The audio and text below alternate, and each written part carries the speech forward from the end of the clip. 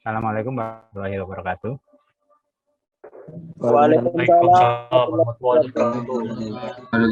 warahmatullahi wabarakatuh. Waalaikumsalam.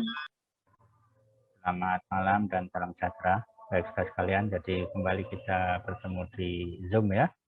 Setelah beberapa minggu kita libur Ramadan, libur Lebaran ya. Kemudian kemarin itu libur apa itu kemarin?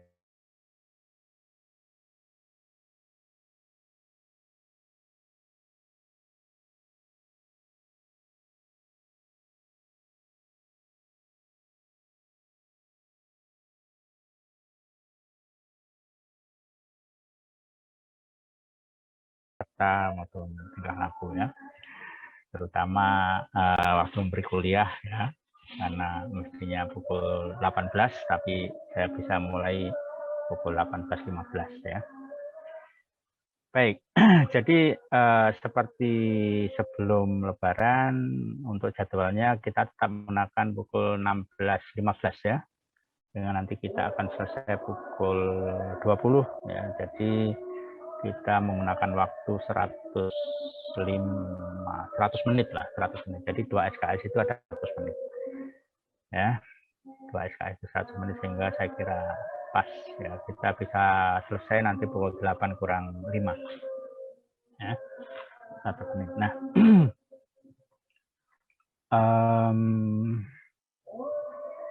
minggu yang lalu kita sampai pada paragraf, tetapi saya minta Anda mengerjakan sendiri atau mempelajari sendiri materi paragraf itu. Kemudian tugasnya sudah dikumpulkan ya?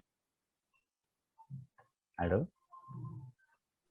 Sudah, Bapak. Saya masih belum ngecek ya, karena saya juga belum tahu caranya membuka hasil pekerjaan Anda itu.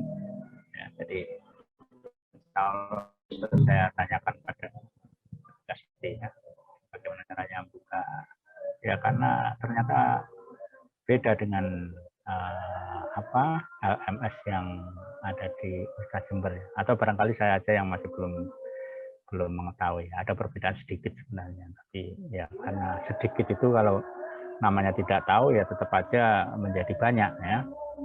Jadi ibarat seorang yang sedang mencari temannya di satu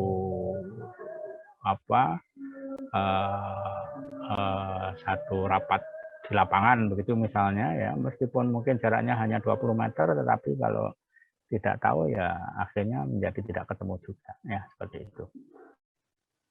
Nah, baik, saya kira persoalan bahasa Indonesia untuk sementara kita anggap selesai dulu sampai dengan paragraf ya. Kemudian kita sekarang akan masuk ke pedoman penulisan karya ilmiah, ya, pedoman penulisan karya ilmiah. Jadi seperti pernah saya sampaikan, ya, pedoman penulisan karya ilmiah setiap perguruan tinggi, setiap institusi itu bisa berbeda. Meskipun secara umum sama, ya, secara umum sama, karena secara substansi karya ilmiah itu unsurnya ya sama, ya, unsurnya ada pendahuluan, permasalahan, tujuan, kerangka teori, metode, pembahasan, simpulan, daftar pustaka. Ya. Semua karya ilmiah sebenarnya substansinya yaitu sama seperti itu. Hanya penataannya, pengaturannya dalam sebuah sistematik itu yang kemudian bisa berbeda-beda. Baik itu berbeda letaknya maupun berbeda pandang yang pendeknya. Ya, panjang pendeknya. Jadi misalnya makalah atau artikel dibandingkan dengan skripsi misalnya, ya tentu panjangnya berbeda. Ya. Makalah atau artikel itu paling banyak itu lazimnya itu adalah 20 halaman. 20 halaman. Ya. Sementara kalau skripsi itu bisa sampai 100 bahkan lebih ya, jumlah halamannya. Nah, perbedaan jumlah halaman itu tentu akan berpengaruh pada penataan substansi tadi ya, mulai dari latar belakang, rumusan masalah dan seterusnya tadi akhirnya menjadi berbeda-beda ya. Nah, perbedaan-perbedaan itulah yang kemudian harus kita perhatikan ya, kita perhatikan ketika kita menulis karya ilmiah di lingkungan politeknik ya, kita harus menggunakan pedoman penulisan yang berlaku di Politeknik. Ya. Kalau kita sedang menulis artikel di satu jurnal, ya maka kita harus mengikuti pedoman penulisan artikel yang ada di jurnal itu. Jadi begitu, ya. Jadi meskipun secara substansi semua karya tulis ilmiah itu sama isinya, ya, sama substansinya, tetapi penataannya bisa berbeda-beda. Ya. Perbedaan itu yang harus kita perhatikan. Nah, kemudian tentu saya tidak akan atau kita tidak mempunyai waktu yang cukup untuk membicarakan semua pedoman penulisan karya ilmiah yang berlaku di Politeknik, ya, karena tentu itu memerlukan waktu yang panjang, ya. Kita mungkin hanya akan mempunyai waktu 2 kali pertemuan untuk membicarakan pedoman penulisan karya ilmiah Politeknik, ya. Sehingga saya hanya akan mengambil bagian yang menurut saya urgen, ya, penting untuk diperhatikan, ya.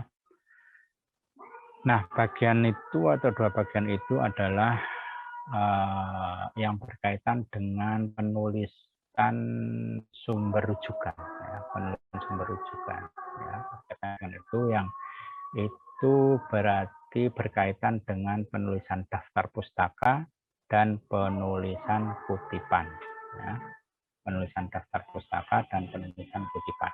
Ya. Nah, mengapa itu saya anggap penting? Karena itu berkaitan dengan upaya untuk menghindari tindakan plagiarisme. Ya, plagiarisme. Mungkin ya, Anda sudah kali mendengar tentang tindakan plagiarisme yang dilakukan baik di kalangan akademik maupun non-akademik. Ya.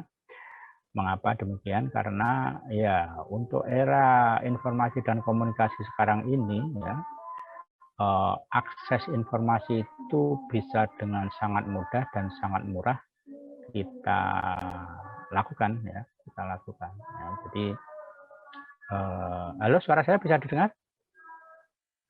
Bisa, ya? Bisa, Pak, bisa. Bisa, ya? Oke. Bisa. Saya khawatir bicara sendiri ini, ya. Karena kita tidak bertemu di satu ruangan, sehingga seringkali saya harus memastikan apakah saya bicara sendiri ataukah ada yang mendengarkan, ya. Oke, baik, saya lanjutkan, ya. Jadi itu, ya. Jadi untuk era sekarang ini informasi dan komunikasi, ya, informasi bisa dengan mudah dan murah kita peroleh, ya. Kita duduk di hadapan laptop kita, ya, dengan ada koneksi internet, ya, dalam waktu 10 atau beberapa menit saja kita sudah bisa mendapatkan informasi atau mendapatkan file-file dokumen yang jumlahnya bisa ratusan bahkan ribuan halaman, ya. Jadi itu mudah sekali dan murah biayanya. Ya. Oleh karena itu hal yang seperti itu mendorong atau memberi peluang pada siapapun untuk kemudian melakukan plagiarisme. Artinya mengambil karya tulis orang lain dan kemudian diaku atau diaku sebagai tulisannya sendiri, ya. Nah, yang seperti itu peluangnya besar sekali. Peluangnya besar sekali dan makanya kemudian pemerintah dalam hal ini Direktorat Jenderal Pendidikan Tinggi sampai mengeluarkan surat edaran yang minta perhatian serius di kalangan perguruan tinggi untuk memperhatikan atau untuk mencegah tindakan plagiarisme itu, ya, dengan memberikan sanksi yang bisa sampai dengan berat sekali, ya, berat sekali. Artinya sudah banyak kasus yang terjadi, ya, pelanggaran plagiarisme berat, ya, itu sampai dengan gelar yang sudah diberikan itu kemudian harus dicabut, ya, baik itu S1, S2 bahkan S3, ya. Sudah banyak kasus yang seperti itu. Jadi karya tulis tugas akhir untuk S1, S2, S3 yang ditulis, ya, itu kemudian terbukti mengandung tindakan plagiarisme berat, ya, maka kemudian Meskipun gelar itu sudah diberikan, maka kemudian gelar itu dicabut, ya, dicabut. Dan itu sudah banyak terjadi, ya, sudah banyak terjadi. Makanya ini saya anggap merupakan satu hal yang penting untuk kita perhatikan sama, ya, untuk selalu menghindari tindakan plagiarisme. Ya. Dan itu sebenarnya mudah sekali, ya, mudah sekali menghindari tindakan plagiarisme itu, ya, mudah sekali. Oleh karena itu yang kemudian saya utamakan di sini, ya. Jadi tindakan plagiarisme itu sebenarnya hanya sebenarnya bisa diatasi atau dihindari dengan cara memperhatikan masalah penulisan daftar pustaka dan memperhatikan masalah penulisan kutipan, ya, kutipan. Jadi setiap kali kita mengambil karya tulis orang lain, sebagian dari karya tulis orang lain, kemudian kita menyebutkan sumbernya, ya, sumbernya, maka sebenarnya kita sudah terbebas dari tindakan plagiarisme. Ya. Jadi cukup menyebutkan sumbernya, ya, maka kita sudah terbebas dari tindakan plagiarisme. Mudah sekali, ya, mudah sekali. Jadi jangan sampai kemudian terjadi karena tindakan yang sebenarnya sangat mudah dihindari, kemudian secara tidak sengaja atau bahkan secara sengaja itu kita lakukan, kemudian kita mendapatkan sanksi yang sangat berat, ya, sangat berat. Nah, ini mengawali kuliah ini saya berikan beberapa contoh, ya, tentang peristiwa tragis yang menimpa banyak orang, ya. Ini beberapa contoh di luar negeri dan di dalam negeri, ya.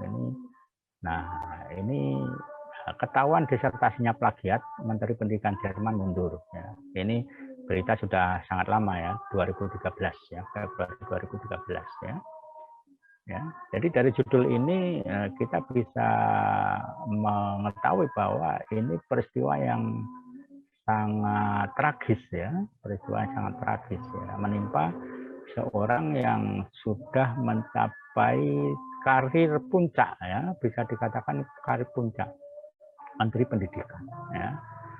Menteri Pendidikan itu ya pasti akan dicapai oleh seseorang dalam satu perjuangan yang panjang, dan itu memerlukan dukungan dari banyak pihak, ya, banyak pihak, ya. Nah, hanya karena bisa dikatakan hanya, ya, meskipun itu hanya di sini sebenarnya pengertiannya besar, ya, pengertiannya besar, ya. Hanya karena disertasinya terbukti plagiat, ya, terbukti plagiat, ya, maka kemudian Menteri Pendidikan Jerman itu harus mundur, ya, harus mundur. Nah, ini banyak maknanya, ya, maknanya dari segi jabatan jelas dia harus kehilangan jabatan itu, ya, yang pertama itu. Yang kedua, ini jelas secara moral dia mendapatkan pukulan yang sangat besar, ya, sangat besar, ya. Secara moral dia sudah dianggap jahat, ya, karena melakukan tindakan plagiat, sudah jahat, ya. Kemudian yang ketiga, ini juga membuat malu kelompok pendukungnya, ya. Karena sebagai menteri tentu dia tidak berjuang sendiri, ya. Dia menjadi menteri itu karena didukung oleh banyak orang, banyak pihak, ya. Banyak pihak, ya.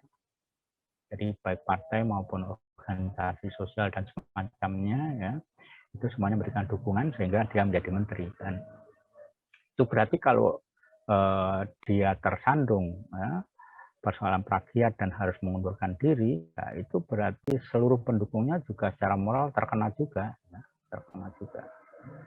Jadi itu yang saya katakan sebagai tragis, peristiwa tragis, ya, peristiwa tragis. Hanya gara-gara disertasi plagiat, dan disertasi ini pasti ditulis sudah puluhan tahun yang lalu, ya. Kira-kira ini orang ini usianya berapa? Menurut Anda pantasnya usianya berapa? Ada yang bisa memperkirakan? 50, 60? 60 mungkin. 60, Pak. Ya, 65, 60, Pak. ya. 60, 65, ya. Taruhlah 60, 65, 75 tahun. Ya, ya. Nah, orang Jerman itu rata-rata sekitar 30 tahun itu sudah doktor, ya. 30 tahun itu sudah doktor rata-rata orang Jerman itu, ya. Apalagi orang yang bisa sampai menteri ini berarti dia orang yang pintar, ya. Yang pintar. mempunyai tingkat kecerdasan yang tinggi. Jadi kalau misalnya taruhlah dia dokter usia 30 ya, kemudian sekarang ini dia sudah umur 65 taruhlah begitu. Berarti tindakan plagiarisme itu dilakukan 35 tahun yang lalu. Nah, 35 tahun yang lalu, dan itu akibatnya mengenai pada saat dia sudah berumur 65 tahun. Nah, ini kan tragis sekali. Tragis sekali. Jadi jangan dipandang bahwa meskipun itu sudah sangat lama terjadi peristiwanya, kemudian itu akan terbebas. Ya. Ternyata tidak, ya. Ternyata tidak, ya. Jadi, meskipun sudah 35 tahun yang lalu, ya, tindakan plagiarisme itu dilakukan, tapi ternyata akibatnya masih harus dia tanggung. Ya. Akibatnya masih harus dia tanggung. Nah, jadi tindakan plagiarisme di lingkungan pendidikan memang menjadi perhatian yang sangat besar ya dari pemerintah ya, baik itu Direktorat Jenderal Pendidikan Tinggi maupun semua kalangan pendidikan tinggi ya, semuanya menaruh perhatian di situ ya. Nah, itulah makanya ini saya kemukakan di sini untuk memberikan pengetahuan dan peringatan pada kita semua, Anda dan saya, ya, bahwa jangan sampai kemudian kita secara sengaja, apalagi secara tidak sengaja melakukan plagiarisme itu. Ya. Ini satu contoh. Ya. Ini ada beberapa contoh di sini. Ya. Ada beberapa contoh. Presiden Hungaria didesak mundur akibat plagiarisme. Ya. Ini meskipun berita ini belum ada keputusan apakah dia mundur atau tidak, tapi didesak mundur itu berarti secara moral sudah mengenai semuanya, baik pribadi dia maupun semua pihak yang mendukungnya ya, itu sudah mengalami tekanan psikologis ya, tekanan moral ya. Itu contoh ya, Hungaria ya. Kemudian ini yang di dalam negeri ya.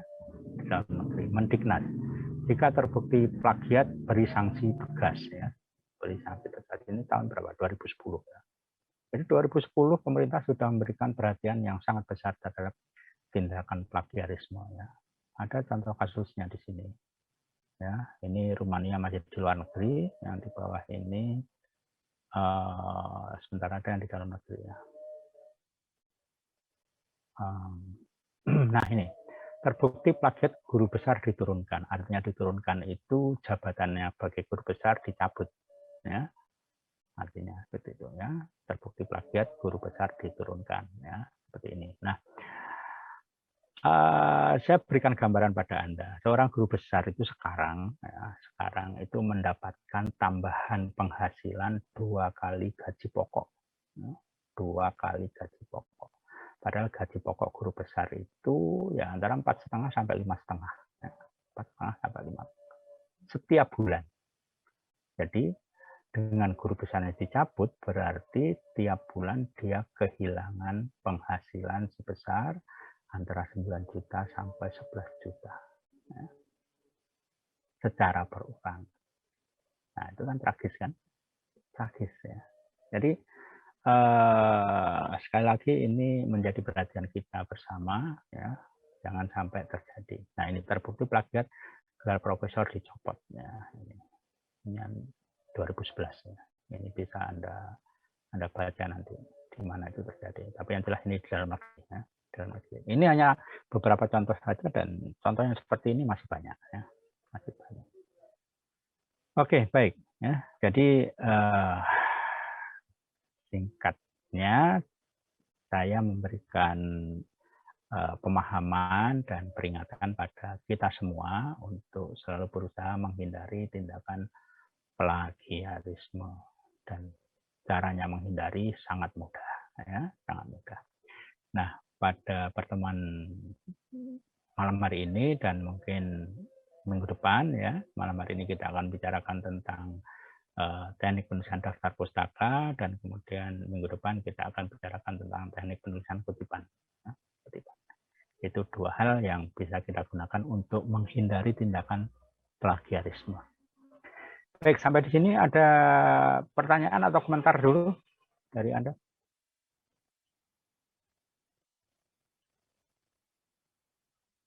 Tidak ada ya? Nggak ada, Pak. Oke, ya, baik. Nah, baik. Saya lanjutkan kalau begitu kita akan pindah ke teknik penulisan daftar pustaka. Mana? Bapak tidak muncul.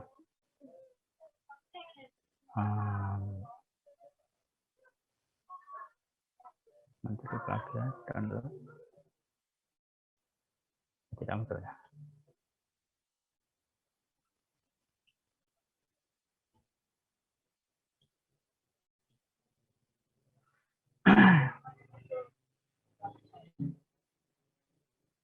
Bentar, padahal sudah saya buka ini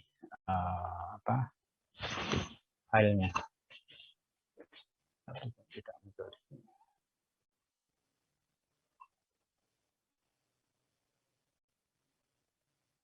Oke, mungkin saya tutup dulu yang ini.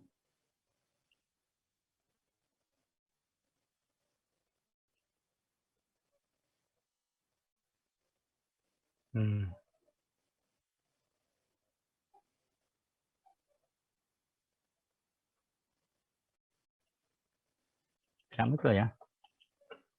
Bentar.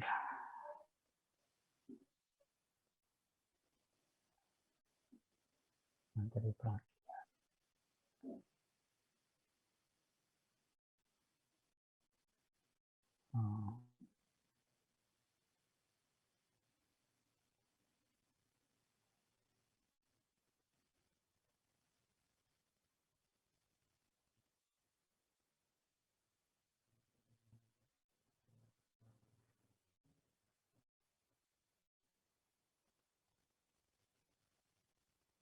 Saya beberapa kali mengalami hal seperti ini ya.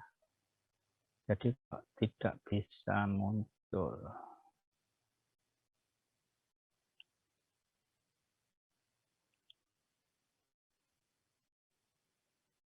Karantina Pak.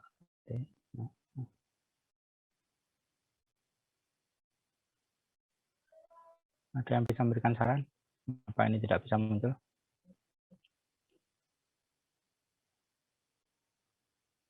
Halo? Halo? Di share screen itu, Pak. Mungkin. Ya, ini share screen kan ya? Iya. Share screen klik ya. Mestinya setiap yang sudah saya buka itu kan kemudian muncul di monitor kan ya. Nah ini tidak muncul. Yang muncul pengaturan di gimana?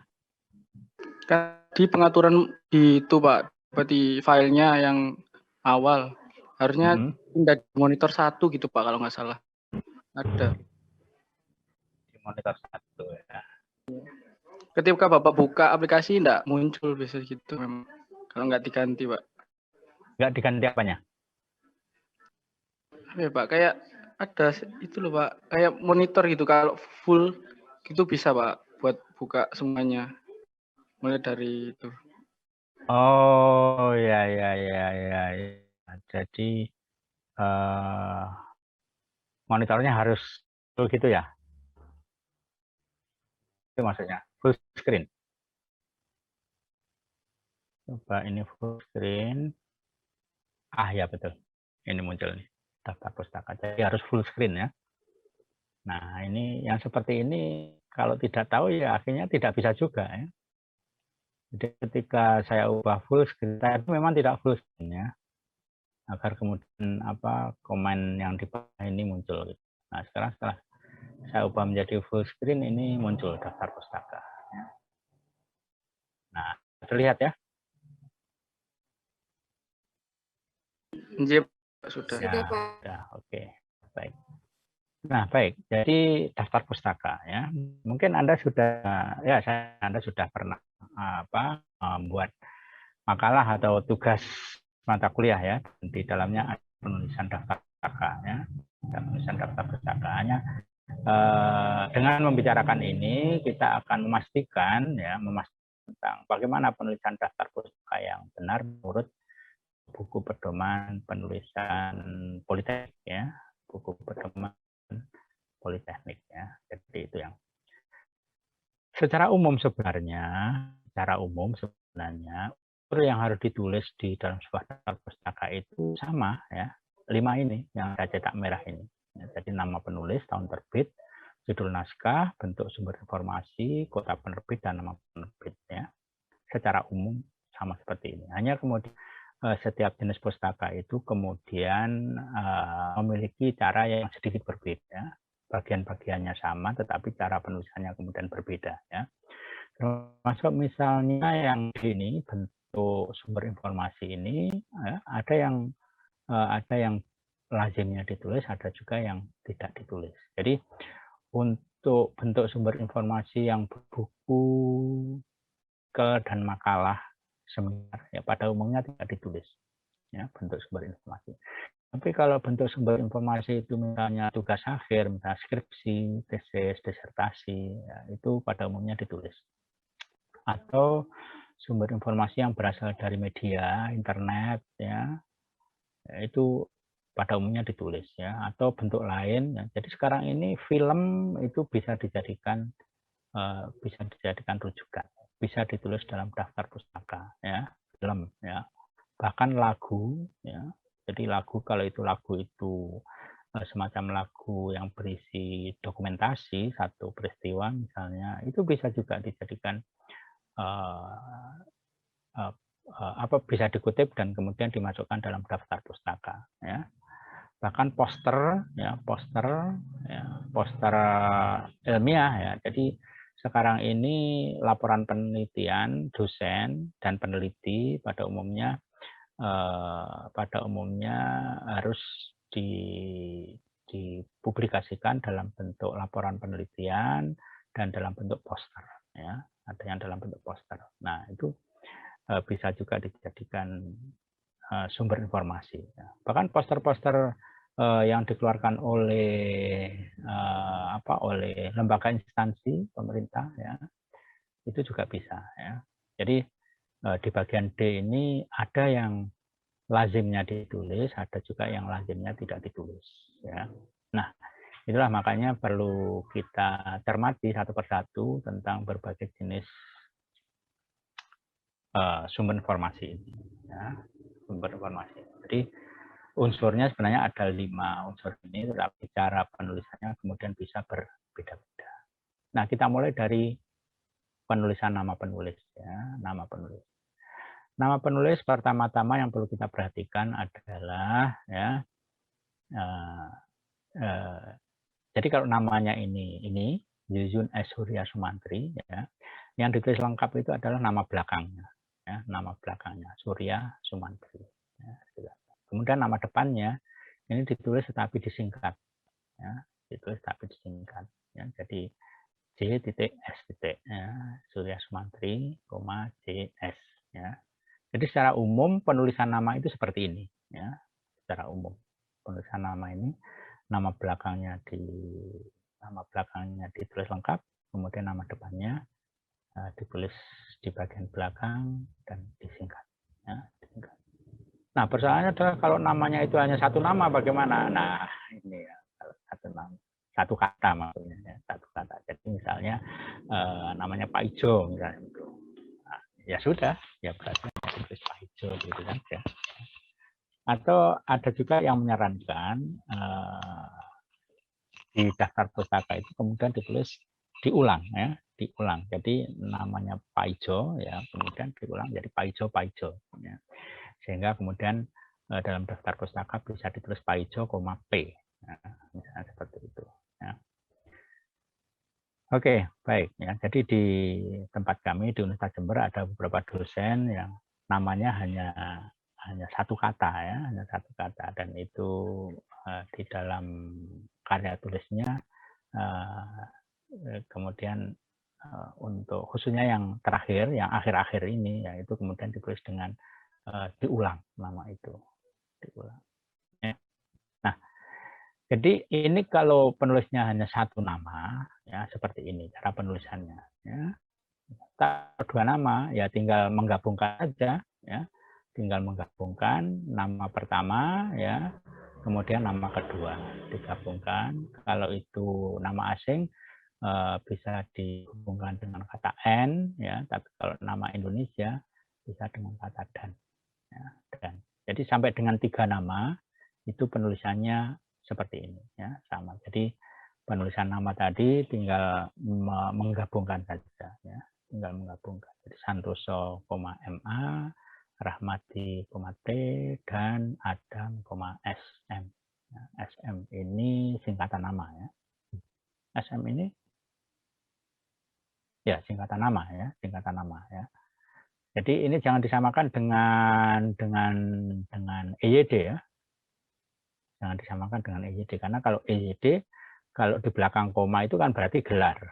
Ya, ingat ya. Halo? Halo? Ya, Pak.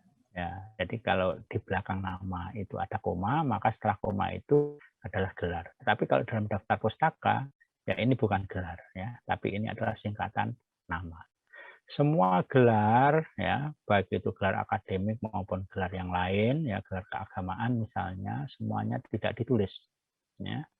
Gelar akademik dengan gelar keagamaan, gelar sosial misalnya, semuanya tidak ditulis. Makanya di belakang koma ini bukan gelar ya, tetapi ini adalah singkatan nama ya, singkatan nama. Oke, baik. Jadi kalau nama itu 1 atau 2 atau sampai 3 penulisannya sama ya, penulisannya sama. Nah, kalau nama penulisnya itu 4 atau lebih ya, 4 atau lebih, yang ditulis adalah hanya nama belakang. Ya, seperti ini. Ini ada 4 nama penulis ya. Ini ditulis hanya nama belakang ya, hanya nama belakang. Nah, yang merepotkan itu kalau kemudian penulisnya lebih dari 5 ya. Nah, itu merepotkan. Mengapa merepotkan? Karena di dalam daftar pustaka saja nanti nama penulis itu menjadi panjang sekali ya. Ini 4 saja sudah hampir separuh baris lebih ya, 4 ini ya. Apalagi kalau kemudian sampai 7 misalnya, ya ini 1 baris penuh ini bisa nama penulis ya. Nah, yang seperti itu tidak diatur di dalam pedoman penulisan, ya. Tidak diatur, sehingga saya biasanya kalau sudah seperti itu mengambil inisiatif sendiri ya, yaitu seperti yang dulu pernah dilakukan pada pedoman penulisan tahun-tahun sebelum 2010 ya, menggunakan DKK. Ya, jadi yang ditulis hanya nama pertama kemudian diikuti dengan DKK. DKK itu kalau nama penulisnya banyak, jadi lebih dari 5 begitu. Seperti itu, ya. Nah, jadi ini tadi sudah ada berapa? 1 nama, 2 nama, 3 nama, 4 nama atau lebih, ya. Kemudian kalau nama penulisnya itu kalau satu rujukan itu ya yang bertanggung jawab terhadap isinya adalah institusi ya, institusi. Jadi seperti ini misalnya pedoman penulisan karya ilmiah yang diterbitkan oleh Politeknik Negeri Jember, ini ada tim penulisnya ya, ada tim penulisnya, tetapi tim penulis itu tidak bertanggung jawab terhadap isinya ya, karena yang bertanggung jawab terhadap isinya itu adalah institusinya ya, institusinya. Jadi tim penulis itu bertanggung jawab pada institusi ya, tim penulis itu bertanggung jawab pada institusi. Nah, kemudian yang bertanggung jawab atas isinya ini adalah institusi itu ya. Sehingga dengan demikian di daftar pustaka yang ditulis di nama penulis itu adalah institusinya. Jadi di sini ditulis Politeknik Negeri Jember. Ya. Kemudian tahunnya, kemudian judulnya, kemudian kota penerbit ya, Jember, kemudian nama penerbitnya Politeknik Negeri Jember. Ya. Jadi nama penulis dan nama penerbitnya sama di sini. Nah, Yang seperti ini ada beberapa yang sering kita jumpai ya. Jadi pedoman penulisan seperti ini sering kita jumpai, di Universitas Jember juga ada. Kemudian Badan Pusat Statistik ya, baik itu tingkat kabupaten, tingkat provinsi maupun tingkat pusat ya. Itu ada juga tim penulisnya, tetapi yang bertanggung jawab terhadap isi dari buku itu, nah itu adalah institusinya atau lembaganya. Jadi dalam hal ini tanggung jawab adalah Badan Pusat Statistik Kabupaten Jember yang bertanggung jawab terhadap isi di buku Kabupaten Jember dalam angka.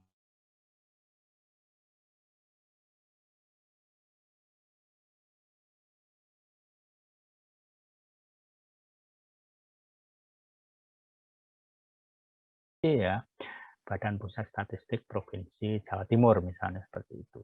Ya, jadi yang ditulis itu. Jadi yang ditulis bukan nama tim penulisnya, tetapi yang ditulis adalah nama institusinya. Ya. Nah, nanti di bawah akan ada beberapa catatan tentang penulisan nama. Jadi untuk film misalnya, itu yang ditulis adalah nama sutradaranya. Kalau untuk lagu yang ditulis adalah penyanyinya. Kalau itu sebuah tayangan televisi, itu yang ditulis adalah nama eksekutif produsernya. Eksekutif produsernya. Nanti kita lihat di bawah. Ya. Kita lihat di bawah. Nah, satu lagi cara penulisan nama itu adalah kalau satu sumber rujukan itu tidak ada nama penulisnya. Ya, kalau untuk bidang teknologi informasi saya kira hal yang seperti itu tidak ada ya. Tapi kalau di prodi kami sastra Indonesia ya, itu karya-karya sastra lama itu banyak sekali yang tidak ada nama penulisnya. Nama penulisnya tidak diketahui. Seperti itu. Dan buku-buku lama ya, buku-buku lama tahun 1900-an seperti itu ada banyak yang tanpa nama ya, tanpa. Nah, dalam hal seperti itu maka di nama penulis ditulis dengan anonim ya, artinya tanpa nama.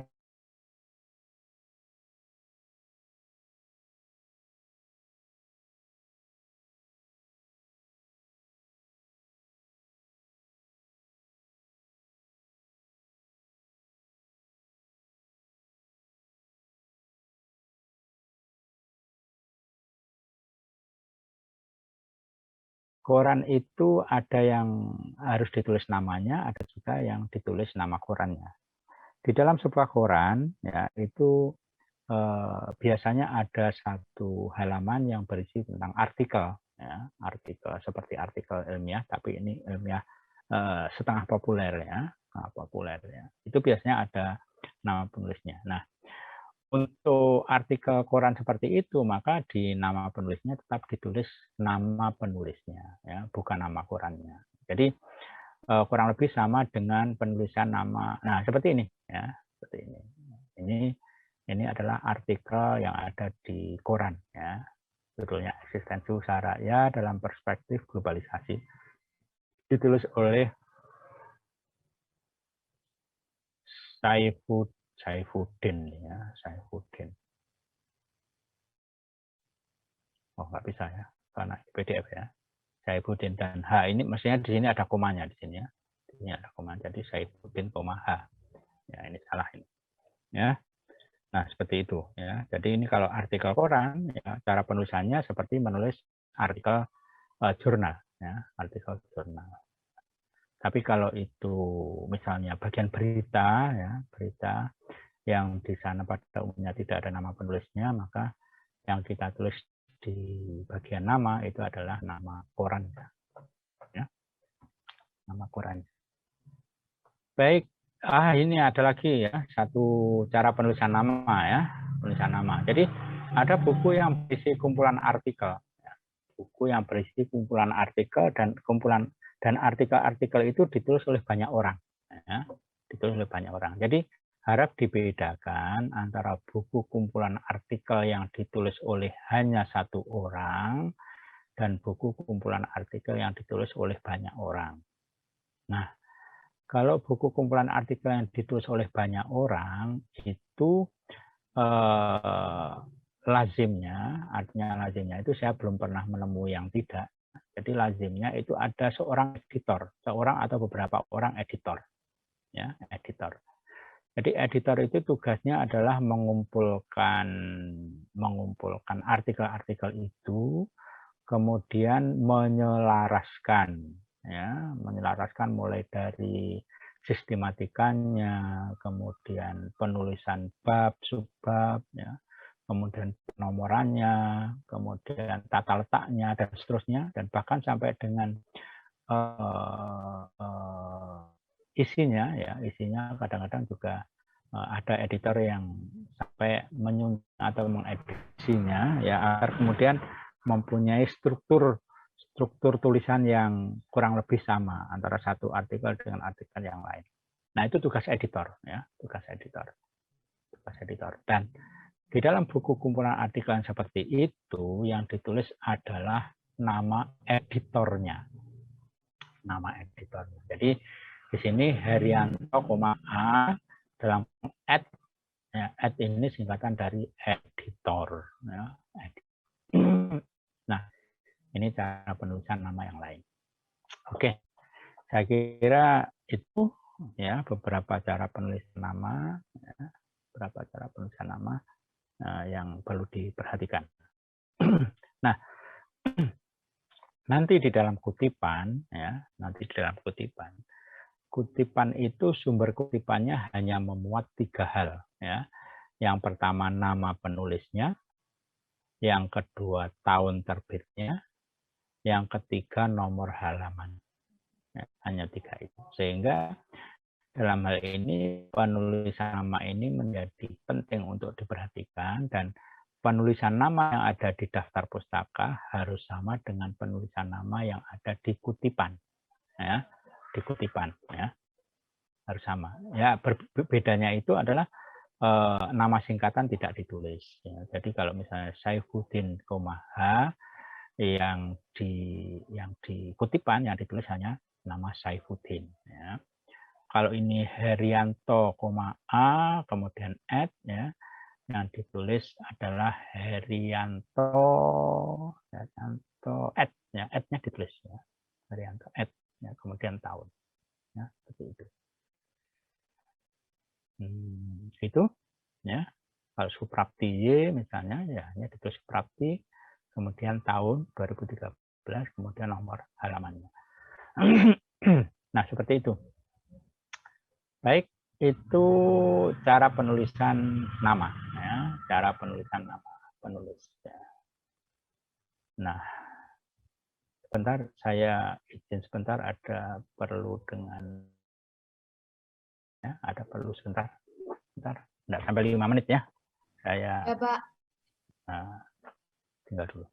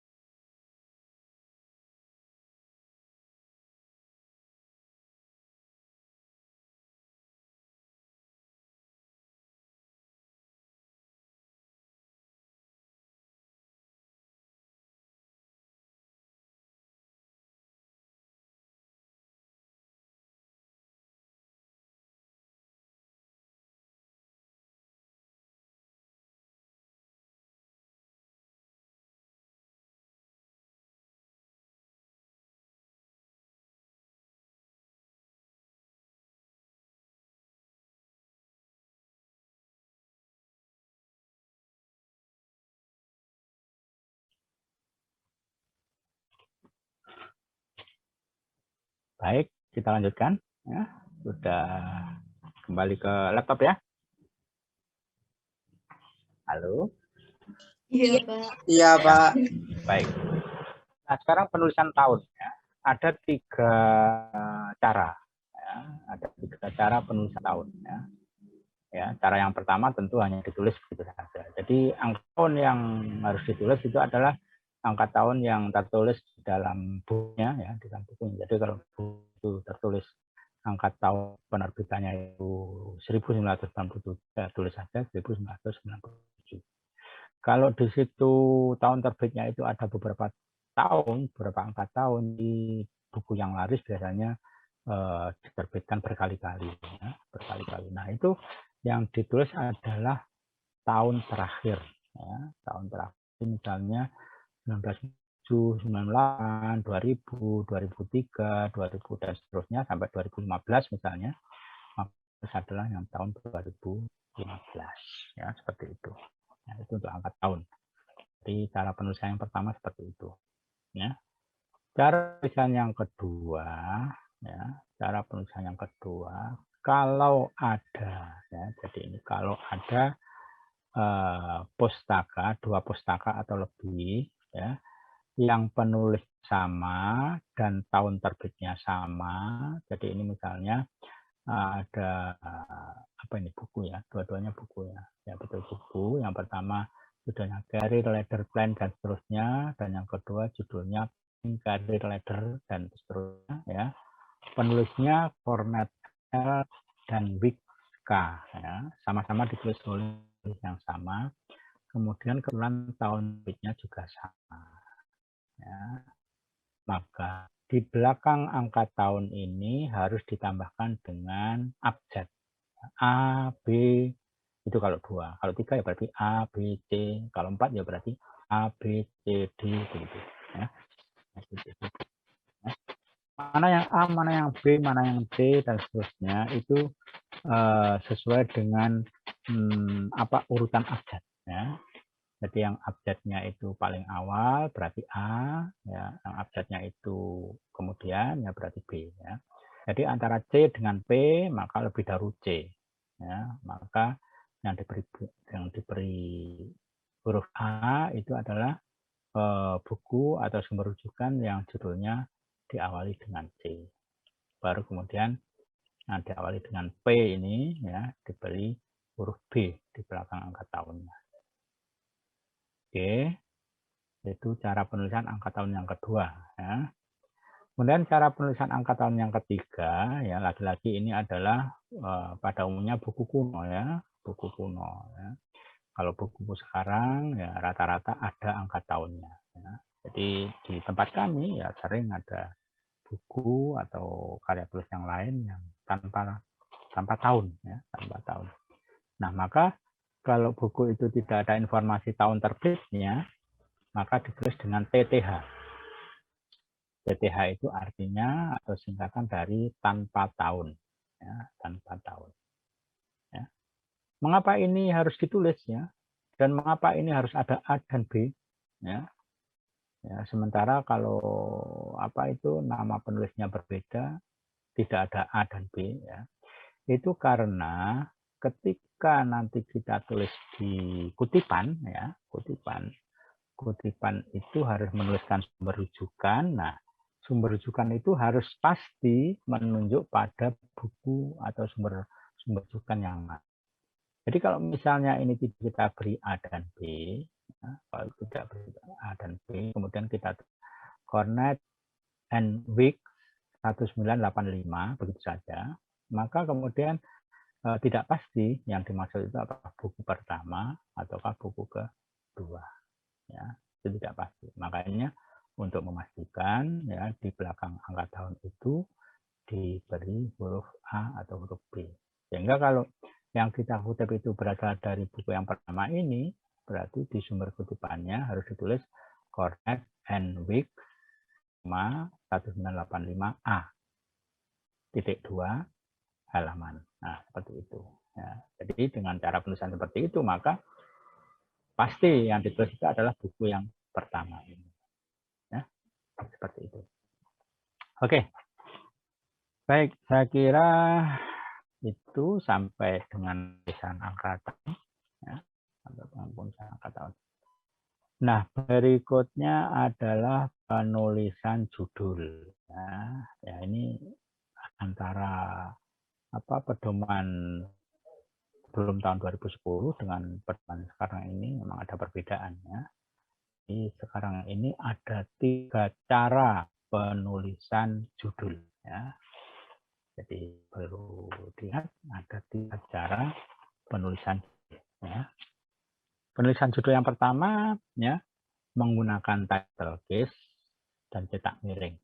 Ya, title case, cetak miring. Ya. Title case itu artinya seperti kalau dalam pedoman EYD itu menuliskan judul buku. Ya. Jadi diawali dengan huruf kapital setiap katanya kecuali kata apa? Kecuali kata apa? Kata penghubung dan kata penghubung atau konjungsi dan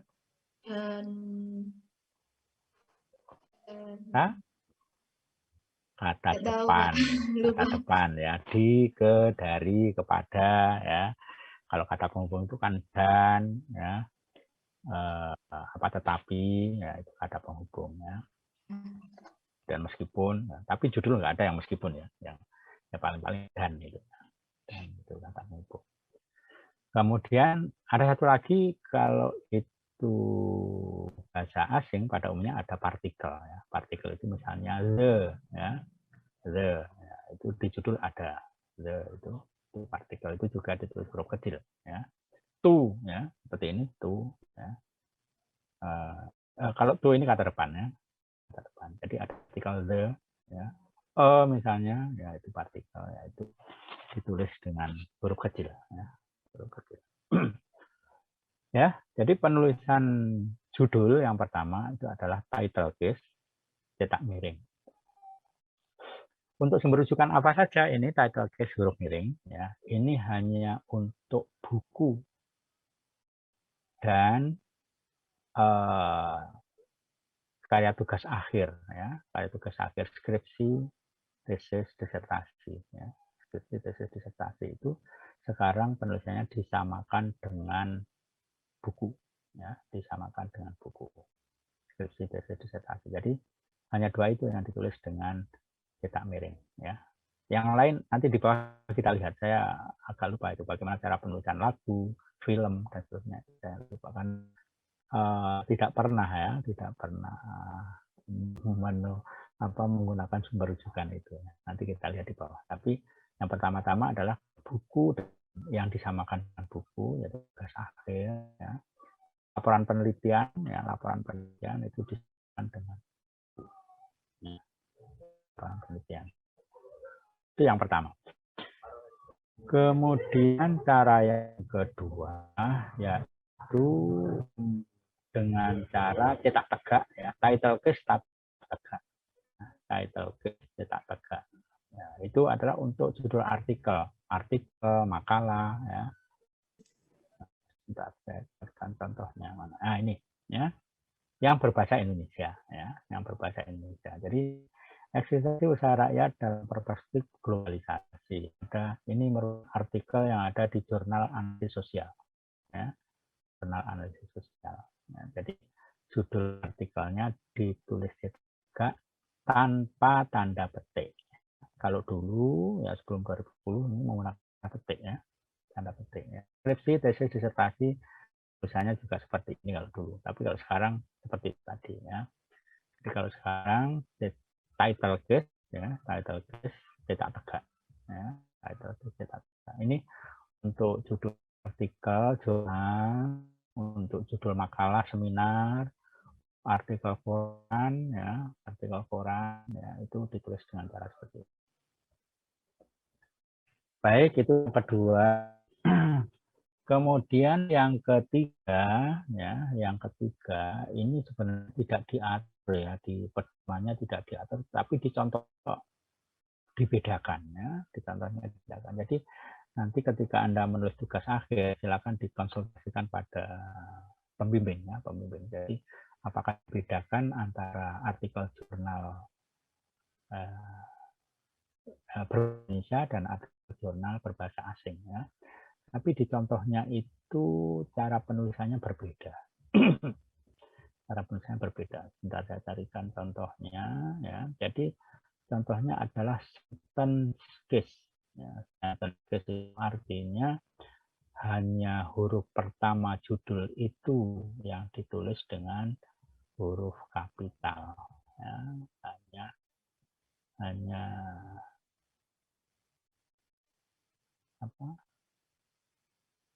kata pertama, ya. Hanya kata pertama ditulis dengan huruf kapital. Mana tuh? Ini mungkin di bawahnya. Nah ini judul artikel, ya, artikel online, ya, artikel online, ya, berbahasa asing, ya, berbahasa morphometric study using wing image dan seterusnya, ya. Ini Anda lihat di sini hanya huruf pertama, ya, yang ditulis dengan huruf kapital.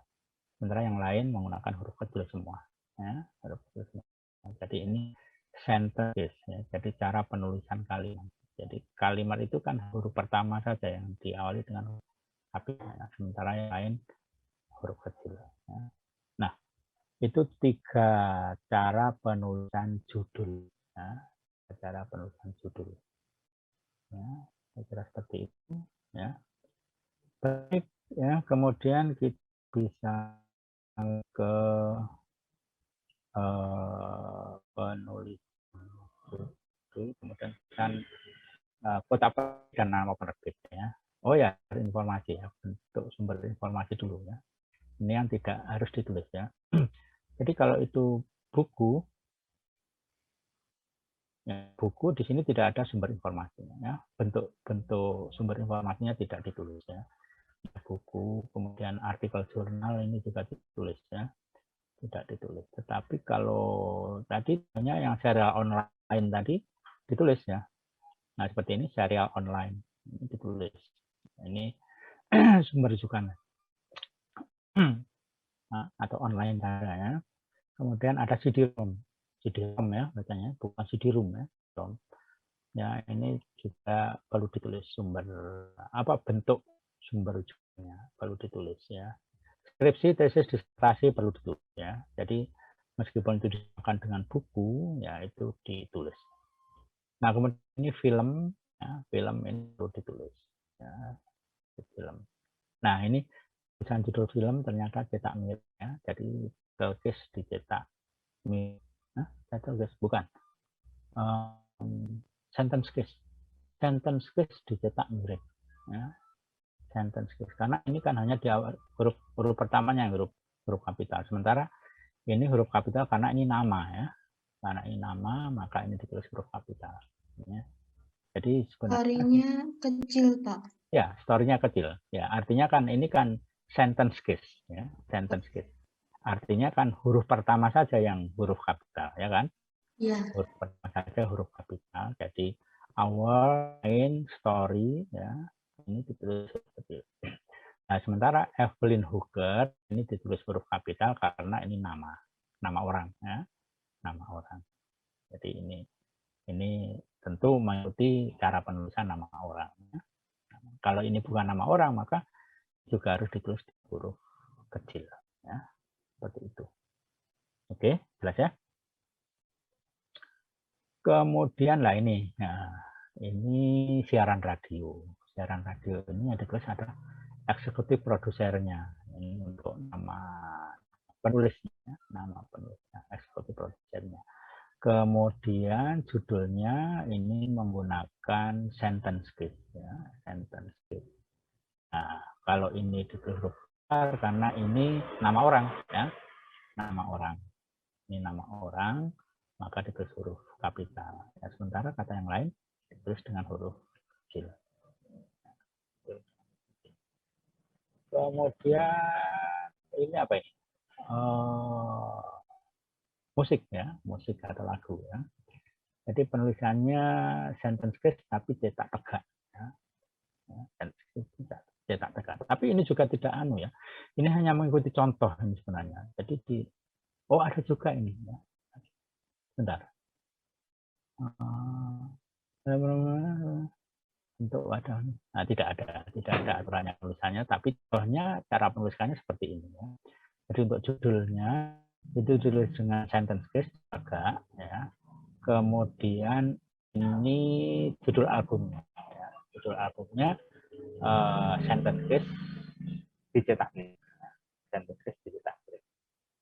Jadi ini mengikuti cara penulisan jurnal. Jadi nama jurnal misalnya itu juga cetak miring, tapi kalau nama jurnal itu title case ya. Kalau nama jurnal title case. Tapi kalau ini nama album ini sentence case. Ini juga contoh ya. Jadi penulisannya tidak ada, ya. Tidak ada. Oke. Oke, jadi itu apa tadi? Sebenarnya baru membicarakan ini ya, membicarakan jenis sumber rujukan ya, jenis sumber rujukan. Kemudian kota penerbit dan nama penerbit ya, kota penerbit dan nama penerbit ya, itu penulisannya ya ditulis saja ya. Jadi kota penerbitnya dari Jakarta misalnya, kemudian titik dua, kemudian nama penerbitnya. Ya, nama penerbit. Jadi hanya seperti itu. Ini kalau buku.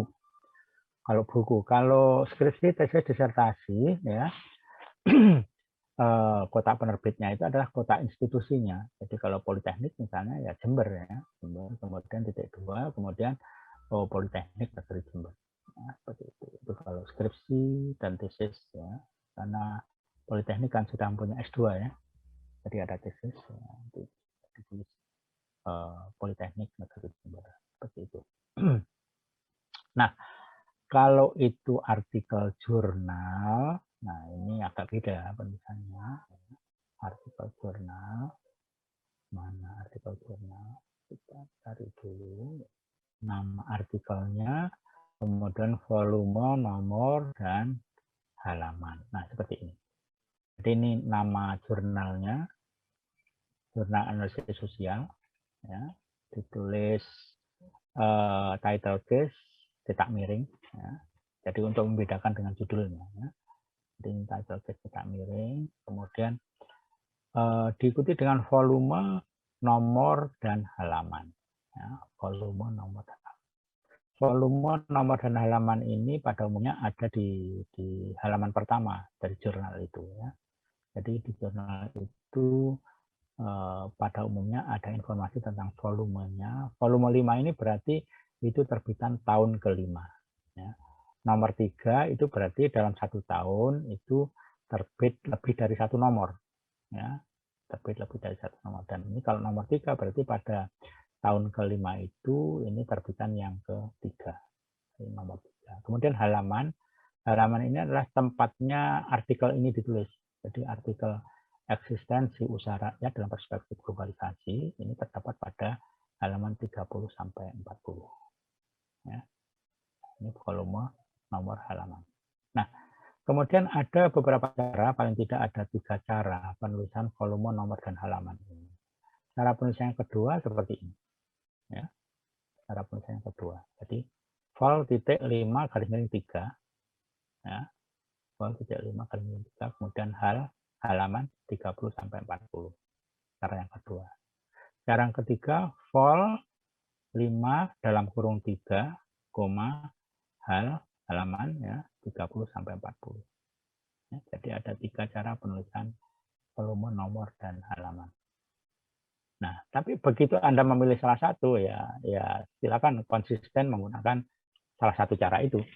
Jadi kalau ada beberapa artikel jurnal, ya, kemudian penulisannya Anda menggunakan cara yang pertama, jadi ketiganya harus ditulis dengan cara yang sama. Begitu juga kalau Anda menuliskan dengan cara yang kedua, ya secara konsisten, ya semua artikel jurnal ditulis dengan cara yang sama seperti itu. Ya. Jadi dari 3 cara penulisan volume, nomor, dan halaman, ya itu caranya penulisannya ya pilih salah satu. Nah kalau itu artikel jawab pos ya maka di nama jurnalnya ditulis nama korannya ya, ditulis nama korannya, kemudian volume, nomor, dan halamannya ditulis dengan tanggal terbitnya tanggal 1 Juni 2015, kemudian halaman 6 Ini kalau artikel yang ada di koran. Tapi kalau itu rubrik yang ada di koran, jadi berita misalnya, ya, berita tidak ditulis judulnya, hanya ditulis nama korannya, tanggal terbitnya, kemudian halamannya. Ya, hanya seperti itu. Jadi yang ditulis seperti artikel itu hanya artikel jurnal, artikel apa koran. Artikel. Yang lain penulisannya seperti ini. Ya. Sama dengan itu kalau misalnya itu ada di apa itu kalau di internet itu di blog ya, blog atau apa itu ya, seseorang yang mempunyai apa namanya blog ya, Ya, Pak. ya blog. Jadi seorang yang mempunyai blog ya atau website pribadi ya, seperti itu.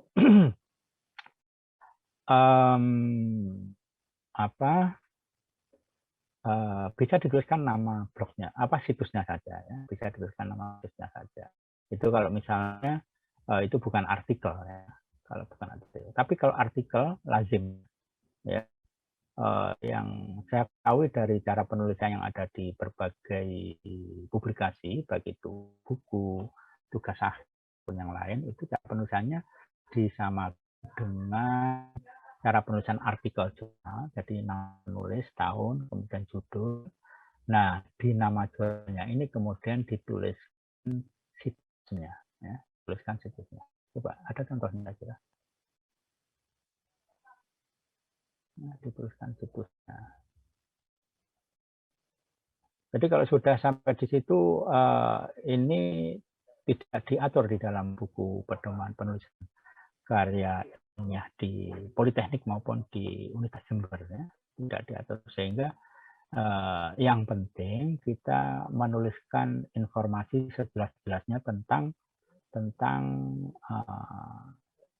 sumbernya ya. Jadi seperti ini bahkan jurnal ya,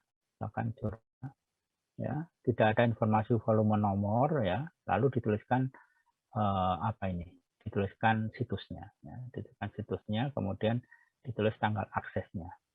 Jadi kalau itu serial online, pokoknya semua yang kita peroleh dari internet itu harus disertai dengan tanggal akses. Ya, tanggal akses 17 Maret 1999 ya, atau tanggal berapa tahun 2021, misalnya seperti itu. Ya. Itu. Oke. Nah, yang lain-lain silakan nanti. Nah, seperti ini sudah tidak ada aturan yang baku ya tentang ini ya. Jadi yang penting kita menuliskan informasi sejelas-jelasnya seperti yang ada di dalam publikasi itu ya, dalam publikasi itu. Ya. Ini CD-ROM, ini juga ini kelihatannya judul CD-ROM-nya ya. Jadi ini ini kumpulan abstrak gitu ya, kumpulan abstrak, ini judul abstraknya ya, kemudian ini judul CD-ROM-nya ya, judul CD-ROM-nya ya, kemudian ini barangkali nama penerbitnya ya, nama penerbitnya. Jadi kalau sudah sampai di sini maka intinya kita harus memberikan informasi yang jelas-jelasnya tentang sumbernya ya, sumber itu ya. Jadi siapa yang menerbitkan ya. Jadi tidak ada pedoman yang baku tentang ya, Oke. Saya kira begitu. Nanti yang lainnya Anda bisa pelajari di sini ya. Anda bisa pelajari di sini. Ada pertanyaan barangkali?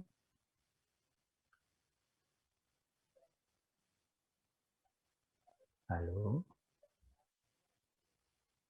Atau sementara tidak ada pertanyaan ya. Kalau tidak ada pertanyaan maka Anda saya berikan tugas.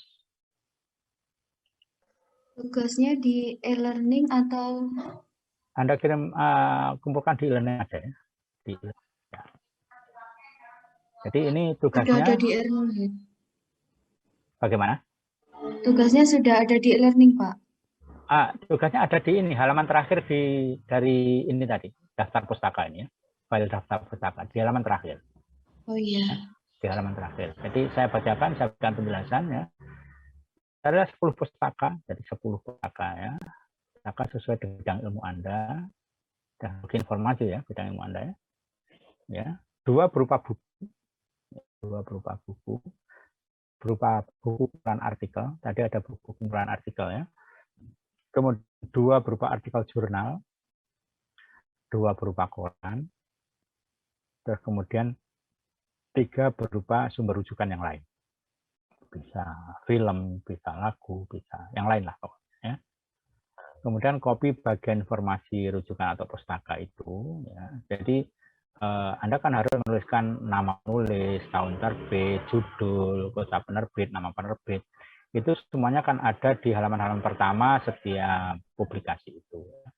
Jadi bagian itu, bagian yang memberikan informasi tentang judul, nama penulis, tahun terbit, kota penerbit, dan nama penerbitnya, ya itu Anda copy, ya, di copy baik itu screen maupun foto ya. Maupun foto, dan itu nanti yang juga dilampirkan di pekerjaan Anda ya. Kemudian susunlah menjadi sebuah daftar pustaka. Yang dikumpulkan daftar pustaka dan kopi bagian informasi rujukan itu. Jadi yang dikumpulkan adalah setelah itu Anda copy ini bagian yang ini ya. Ini juga dikumpulkan, kemudian daftar juga menjadi satu file ya. Menjadi kerjakan berkelompok maksimal 3 mahasiswa. Pekerjaan dikumpulkan di MS saja ya, tidak di ketua kelas ya. Dikumpulkan di MS ya. Kemudian diberi file daftar nama ketua kelompok. Nah, daftar nama kelompok. Tiga-tiganya sama mengumpulkannya agar saya mudah mengeceknya siapa yang mengumpulkan, siapa yang tidak ya. Jadi, anggota namanya sama ya, namanya sama, daftar pustaka underscore nama ketua kelompok ya. Jadi 2 anggota yang lain tetap menggunakan nama ini, nama file ini ya, agar mudah mengingat oh ini anggota dari kelompok ini begitu ya, agar mudah seperti itu. Baik, jelas ya. Itu ada satu file yang berisi tentang berisi tentang contoh ya, contoh mengerjakan. Nanti silakan dibuka ya file itu ya. Anda bisa menggunakan contoh itu untuk mengerjakan tugas ini. Baik, ada pekerjaan? Ada pekerjaan. Ada pertanyaan sampai di sini? Pak mau tanya. Ya. Ini yang file daftar pusaka ini tuh dibagikan, Pak? Sudah. Anda belum bisa mengakses ya? Sudah saya jadi hari ini mengunggah tiga file ya, file daftar pustaka ini, kemudian file tadi itu ya, kasus-kasus plagiasi tadi, kemudian yang file contoh pekerjaan daftar ya, file contoh.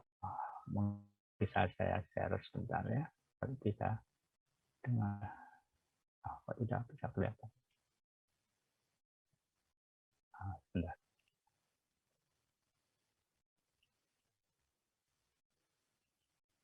Ya, saya stop dulu, kemudian saya mana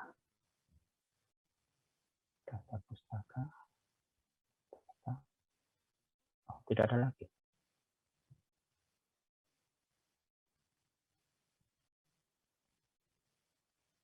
Oh, ini belum stop ya.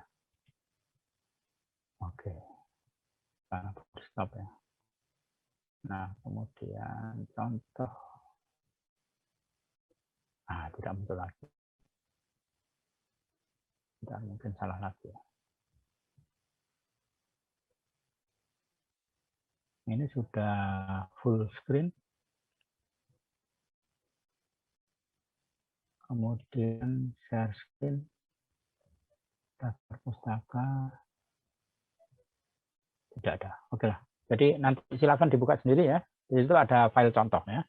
Contoh Anda buka, Anda pelajari untuk mengerjakan itu ya. Baik, mohon maaf saya perlu segera mengakhiri ini ya. Saya mau buat dulu screenshotnya ya, silakan yang mau buka on cam.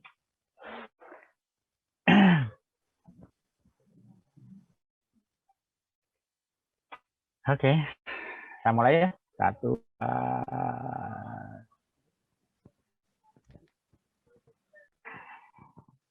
Jadi nanti jangan keluar dulu ya, agar tidak mengubah formasi halamannya. Ya, jangan keluar dulu. Baik, 1, 2, 3. Sekali lagi. 1, 2, 3. Halaman kedua. Oke, halaman kedua 1, 2, 3. Sekali lagi. 1, 2, 3. Halaman ketiga. Oke, 1, 2, 3. Sekali lagi. 1, 2, 3. Oke, sudah cukup. Baik, saya akhiri. Assalamualaikum warahmatullahi wabarakatuh.